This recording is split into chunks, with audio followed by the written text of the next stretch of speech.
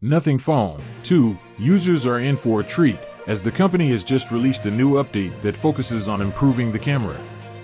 The update, which is version 2.0.2, brings a number of new features and improvements, including improved low-light performance. The new update includes a number of optimizations that improve the camera's ability to take sharp and clear photos in low-light conditions. Enhanced portrait mode. The portrait mode on the Nothing Phone 2 has been improved with the new update, making it easier to take photos with a blurred background.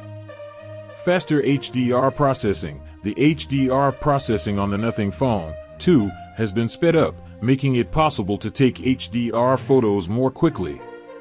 Improved video stabilization. The video stabilization on the Nothing Phone 2 has also been improved, making it possible to take smoother and steadier videos.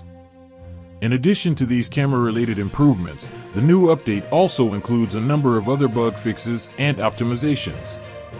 These include: fixed an issue that caused the phone to crash when using certain apps, improved the responsiveness of the touchscreen, enhanced the network reliability. The new update for the Nothing Phone 2 is available now. To install the update, go to Settings System Updates.